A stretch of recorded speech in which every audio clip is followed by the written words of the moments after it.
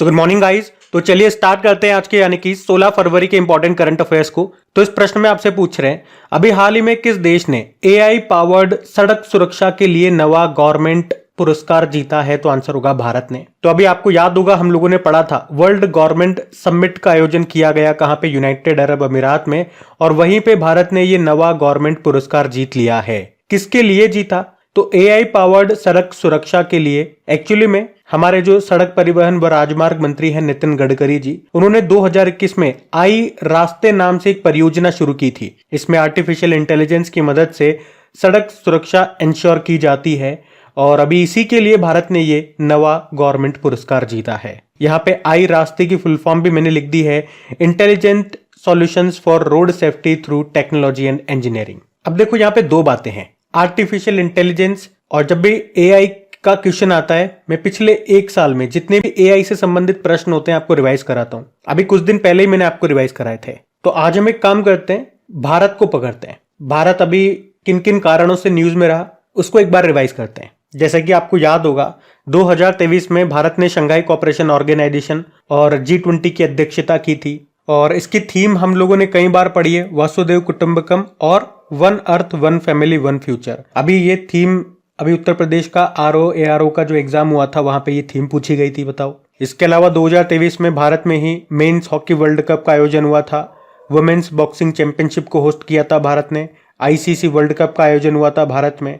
और अभी 2024 में क्वाड समिट ये भारत में होगा और अभी मिस वर्ल्ड का आयोजन भी होगा 2024 में। वैसे तो ये दिसंबर 2023 में होने वाला था लेकिन पोस्टपोन्ड हो गया, लेकिन होगा भारत में ही 71 नंबर का। उसके अलावा अभी दिसंबर में ही भारत ने अंतर्राष्ट्रीय कपास सलाहकार समिति की 81वीं पूर्ण बैठक की मेजबानी भी की थी। और साउथ एशिया का पहला सेंटर फॉर स्पीशीज सर्वाइवल ये भारत में स्थापित होगा। संयुक्त राष्ट्र के 62वें सामाजिक विकास आयोग की अध्यक्षता ये भारत ने की थी, जिसमें अध्यक्ष बनाई गई थी रुचिरा कंबोज, जो आप जानते हैं यूनाइटेड नेशन में भारत के परमानेंट रिप्रेजेंटेटिव हैं। फिर आपने पढ़ा होगा जो भारत है ये आर्टेमिस मिशन जो है नासा का, उसका 27वां सदस्य बना था।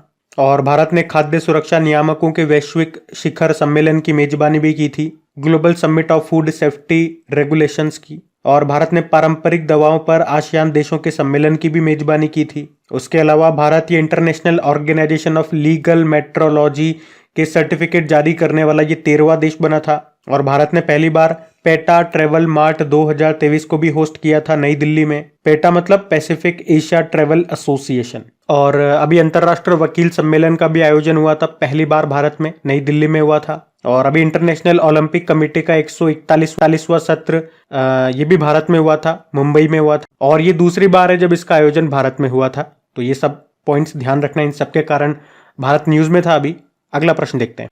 फिर आपसे पूछ रहे हैं, अभी हाल ही में अंतर्राष्ट्रीय बाल कैंसर दिवस ये कब मनाया गया? तो आंसर होगा 15 फरवरी को। आपको याद हो तो मैंने आपको कई बार बताया है कि 15 फरवरी को हम इंटरनेशनल चाइल्डहुड कैंसर डे अंतर्राष्ट्रीय बाल कैंसर दिवस के रूप में मनाते हैं। और मैंने आपको बताया कि कैंसर से संबंधित 2-4 दिवस है वो आपको याद रखने हैं, जिसमें सबसे इंपॉर्टेंट होता है वर्ल्ड कैंसर डे, वो हमने मनाया 4 फरवरी को। और फरवरी में ये दूसरा कैंसर दिवस होता है अंतर्राष्ट्रीय बाल कैंसर दिवस 15 फरवरी को। एक वर्ल्ड लंग्स कैंसर दिवस भी होता है जो 1 अगस्त को मनाते हैं। और एक नेशनल कैंसर डे होता है जो 7 नवंबर को मनाते हैं। और एक होता है नेशनल कैंसर अवेयरनेस डे, वो 7 नवंबर को होता है। और कैंसर की बात आती है तो सर्वाइकल कैंसर के बारे में आपको बताता हूँ, जो किससे होता है? ह्यूमन पेपिलोमा वायरस से होता है, महिलाओं में होता है। और अभी बजट में हमने पढ़ा था, सरकार ने कहा कि 9 से लेकर 14 वर्ष तक की बालिकाओं को इसके टीके लगाए जाएंगे, सर्वाइकल कैंसर के टीके लगाए जाएंगे, मुफ्त में लगाए जाएंगे। और अभी हमने पढ़ा था कि किस थेरेपी को मंजूरी दे दी गई है, जिससे अभी पहला कैंसर का मरीज ठीक हो गया था। तो उस थेरेपी का नाम है CAR T सेल थेरेपी। और याद रखना, अक्टूबर महीने को हम स्तन कैंसर जागरूकता माह के रूप में मनाते हैं। कैंसर की स्टडी ऑफ कैंसर कहा जाता है ऑन्कोलॉजी। और ऑन्कोलॉजी से एक और करंट अफेयर्स का प्रश्न बता रहा हूं, नया प्रश्न है, बिल्कुल ध्यान से सुनना। अभी एम्स दिल्ली ने कैंसर का शीघ्र पता लगाने के लिए एक आर्टिफिशियल इंटेलिजेंस प्लेटफॉर्म जिसका नाम रखा है iOncology.ai को लॉन्च किया है। किसकी सहायता से या किसके सहयोग से? तो आंसर होगा centre for development of advanced computing Pune के सहयोग से। ये नया प्रश्न है, मैंने आपको यहाँ पे बता दिया, ध्यान में रखना इसको। और वैसे 15 फरवरी को वर्ल्ड हिप्पो डे भी बनाते हैं। हिप्पो जिसे हिंदी में दरियाई घोड़े कहते हैं। अब इंपॉर्टेंट डे वाला क्वेश्चन है, चलो फरवरी के सारे इंपॉर्टेंट डेज मैं आपको रिवाइज कराता हूँ। नए स्टूडेंट है तो उन्हें बता दूं, जब भी डे वाला प्रश्न आता है उस महीने के सारे इंपॉर्टेंट डेज मैं आपको रिवाइज कराता हूँ। ये डे आपको यहाँ पे हिंदी में भी लिखे हुए, इंग्लिश में भी लिखे हुए, और इनकी थीम भी यहाँ पे लिखी हुई है।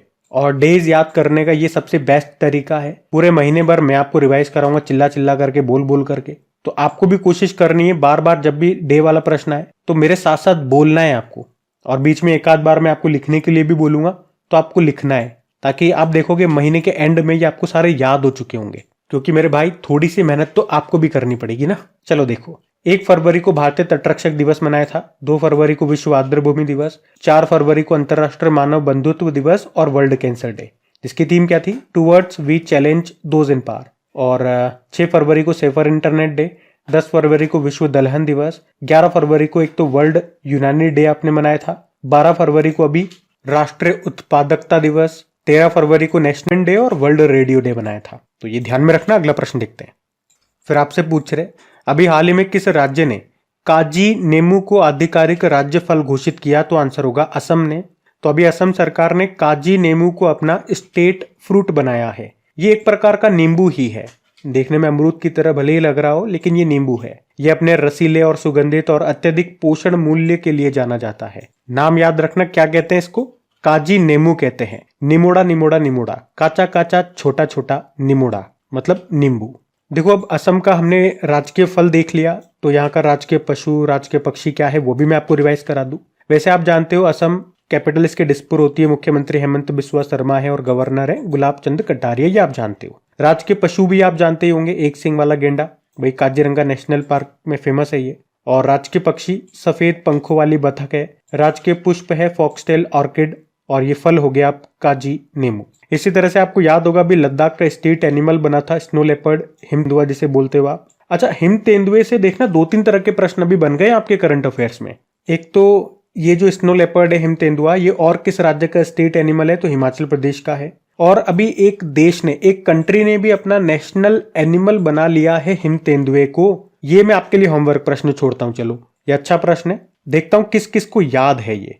वैसे हम बात कर रहे थे स्नो लेपर्ड की, एक होमवर्क प्रश्न मैंने आपको दे दिया। एक अभी खेलो इंडिया विंटर गेम्स जो अभी होंगे लद्दाख और जम्मू कश्मीर में, उसका जो मैस्कॉट यानी कि शुभंकर है, वो भी एक हिम तेंदुआ है, जिसको बोला गया है शीन ए शी या फिर शान, ये भी ध्यान में रखना।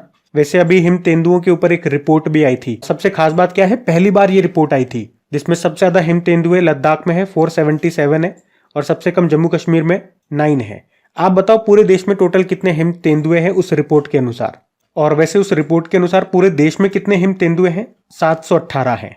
उसके अलावा भी लद्दाख का स्टेट बर्ड बना था काले गर्दन वाली क्रेन, और स्टेट ट्री बना था जूनिपर ट्री। अभी अरुणाचल प्रदेश का भी राजकीय तितली बनाया गया था केसर ए हिंद को। सिक्किम की राजकीय मछली बनी थी केटली, और उत्तर प्रदेश का भी स्टेट एक्वेटिक एनिमल बना था गंगा डॉल्फिन, जो कि हमारा नेशनल एक्वेटिक एनिमल भी है। और अभी वैसे गुजरात ने भी अपनी स्टेट फिश बनाया था, किसे? घोल मछली को। तो ये भी आप ध्यान में रखना। अगला प्रश्न देखते हैं। फिर आपसे पूछ रहे हैं कि रचना कुमारी का संबंध किस खेल से है, जिन पर अभी 12 साल का प्रतिबंध लगा दिया गया। बैन भी तो बहुत लंबा लगाया, 12 साल का, मतलब ये समझो एक तरह से खेल ही खत्म कर दिया उनका। तो इनका संबंध याद रखना, हैमर थ्रोवर थी है, टॉप इंडियन हैमर थ्रोवर। नाम है रचना कुमारी, जिन पर अभी इंटरनेशनल फेडरेशन के एथलेटिक्स इंटीग्रिटी यूनिटी ने 12 साल का प्रतिबंध लगा दिया। अब क्यों लगाया होगा आप बताओ? तो डोपिंग संबंधित नियमों का पालन नहीं किया इन्होंने। डोपिंग मतलब कुछ आर्टिफिशियल ताकत देने वाली दवाएं या स्टेरॉइड्स का सेवन इन्होंने कर लिया था, जो कि खेलों में वर्जित होती है, मना होता है उनका। और वैसे इन पे ये दूसरी बार बैन लगा है। इससे पहले भी 2015 में 4 साल का बैन लगा दिया गया था इन पे। देखो, मैंने अभी नाम लिया था एथलेटिक्स इंटीग्रिटी यूनिट, जिसने इन पे ये प्रतिबंध लगाया है। तो इसकी स्थापना एथलेटिक्स के खेल में डोपिंग से निपटने के लिए 2017 में international association of athletics federation ने ही की थी। अच्छा, यहाँ पे इसी के साथ एक प्रश्न मैं आपको और बता रहा हूँ, ध्यान से सुनना, कि अभी NADA national anti doping agency, इसने भी 10 फरवरी को नई दिल्ली में road to Paris 2024 clean sports and uniting for uniting for anti doping नाम से एक सम्मेलन का आयोजन किया था। मतलब यहाँ पे इन्होंने खिलाड़ियों को ये बताया कि मतलब आपको किन किन चीज़ों का सेवन नहीं करना है, कौन कौन सी चीज़ें हैं जो खेल में प्रतिबंधित होती हैं, अगर आप सेवन कर लोगे आपका डोप टेस्ट होगा तो फिर आप पे बैन लग जाएगा, आपका खेल करियर समाप्त हो जाएगा, और किन किन चीज़ों का आपको सेवन करना चाहिए जिससे आपकी अच्छी हेल्थ भी बनी रहे और आप अच्छा परफॉर्म कर पाओ। तो ये सब चीज़ें यहाँ पे हुई थी। और इसी तरह से एक नाम आपने और सुना होगा, वाडा, वर्ल्ड एंटी डोपिंग एजेंसी, जिसका हेडक्वार्टर मिलेगा आपको मॉन्ट्रियल कनाडा में। तो ध्यान रखना ये। अगला प्रश्न देखते हैं। चलो फिर आपसे पूछ रहे हैं, अभी हाल ही में किस राज्य सरकार ने युवाओं को ब्याज मुक्त ऋण देने के लिए स्वयं योजना शुरू की है? तो आंसर होगा उड़ीसा ने। तो अभी उड़ीसा सरकार ने युवाओं को ब्याज मुक्त लोन देने के लिए ये स्वयं योजना शुरू की है। पर याद रखना, इसमें केवल 1 लाख रुपए तक का ही लोन दिया जाएगा और इस योजना में 18 से लेकर 35 वर्ष आयु के 1 लाख पात्र ग्रामीण और शहरी युवाओं को लोन दिया जाएगा। लोन देने का उद्देश्य क्या है, क्यों दे रहे हैं लोन? 1 लाख रुपए तक का ही दे रहे हैं भले ही, लेकिन ये ब्याज मुक्त लोन तो है। क्यों दे रहे हैं? ताकि युवा इस पैसे से अपना कुछ स्वयं का काम, खुद का मतलब कोई स्टार्टअप वगैरह, वो बिजनेस वगैरह वो शुरू कर सके। तो इसका नाम है स्वयं योजना, ताकि वो अपना स्वयं का कोई काम शुरू कर सके। यहाँ पे स्वयं की फुल फॉर्म भी दी है इन्होंने, स्वतंत्र युवा उद्यमी। अब बात उड़ीसा की है, और अभी एक आध दिन पहले मैंने आपको उड़ीसा को डिटेल में बताया था।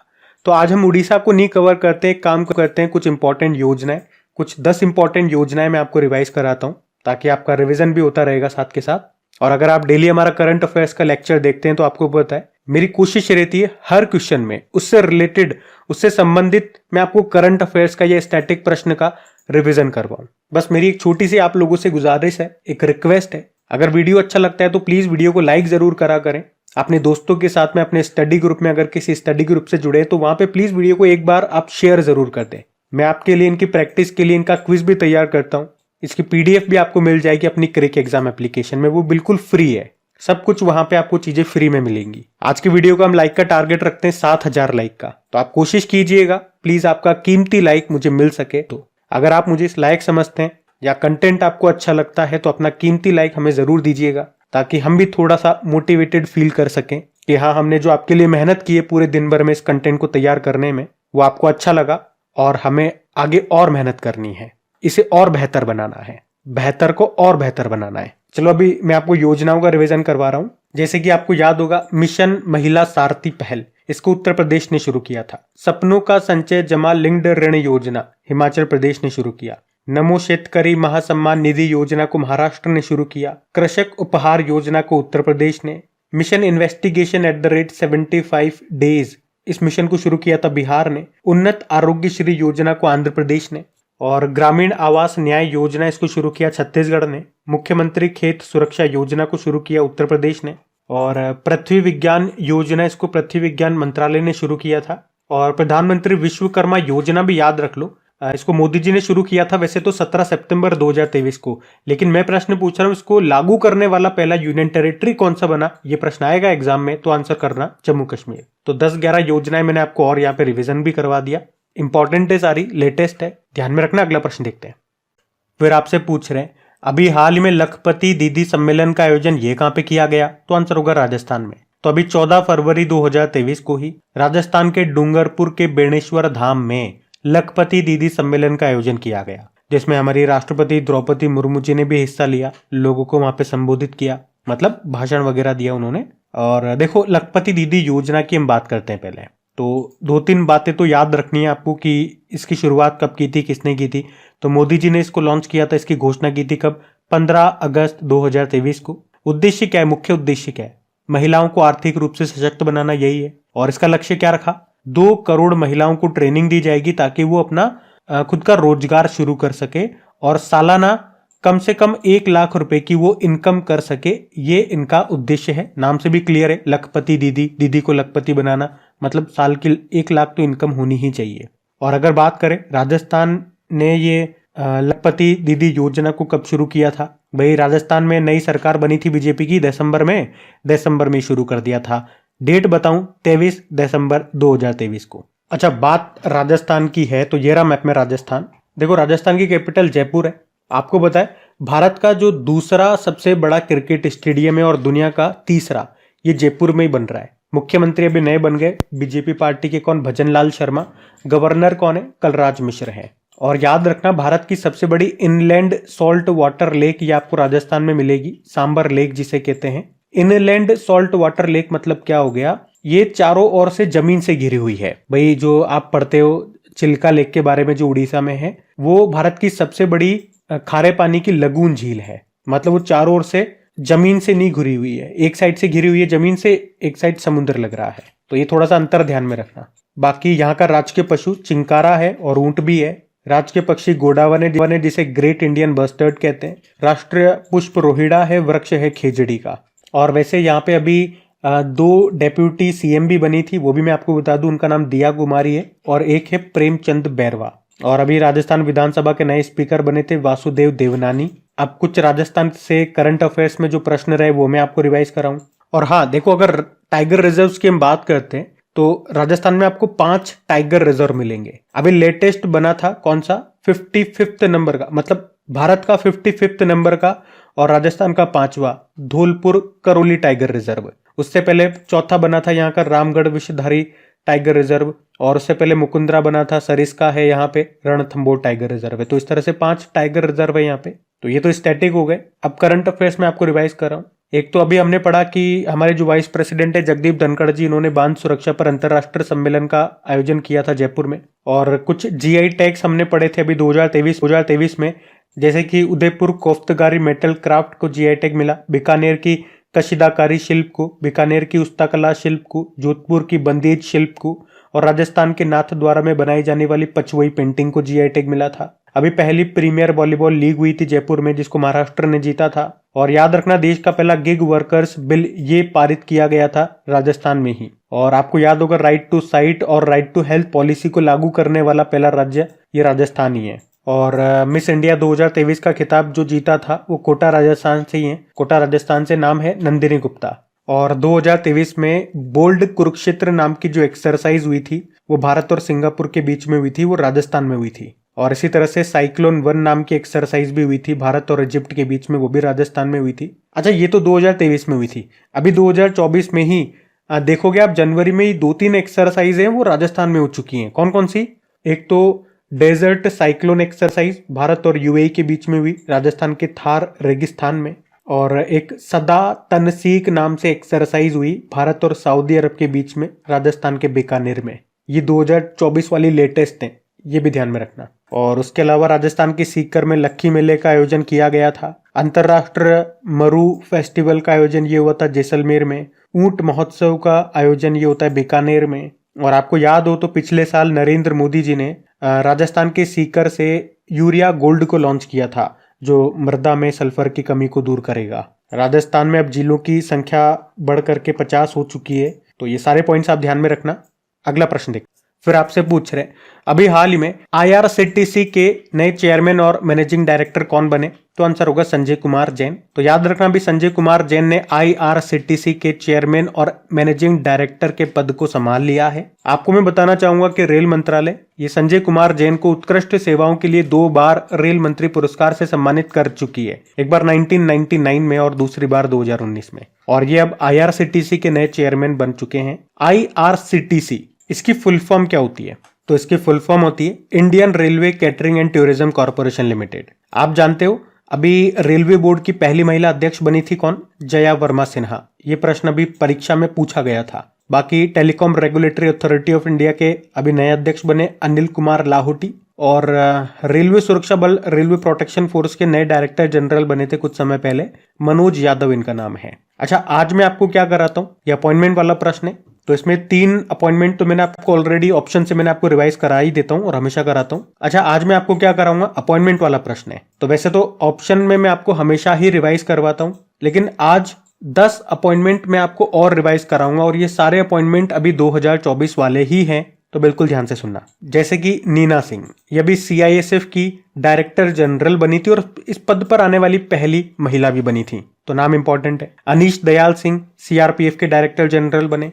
राहुल रसगोत्रा आईटीबीपी के डायरेक्टर जनरल बने। नितिन अग्रवाल बीएसएफ के डायरेक्टर जनरल है। अरविंद पनगड़िया 16वें वित्त आयोग के अध्यक्ष बने थे और 16वें वित्त आयोग के अगर सचिव पूछेंगे तो आंसर करना ऋत्विक रंजनम पांडे। शशि सिंह अखिल भारतीय रबर उद्योग संघ के अध्यक्ष बने थे। और सेंथिल पांडियन ये विश्व व्यापार संगठन में भारत के राजदूत बनाए गए थे। विकासशील एशियन डेवलपमेंट बैंक में एग्जीक्यूटिव डायरेक्टर बने थे। शशि सिंह अखिल भारतीय रबर संघ के अध्यक्ष बने तो रघुराम अय्यर भारतीय ओलंपिक संघ के सीईओ बने। आप जानते हो ना, भारतीय ओलंपिक संघ की पहली महिला अध्यक्ष बनी थी कौन? पीटी उषा। तो ये सारे नाम इंपॉर्टेंट है 2024 के, ये मैं आपको फिर से रिपीट कर रहा हूं। और इसी तरह से अब 2024 देखो हम आगे बढ़ चुके हैं ना, पूरा एक महीना खत्म हो गया, दूसरा भी आधा खत्म हो गया।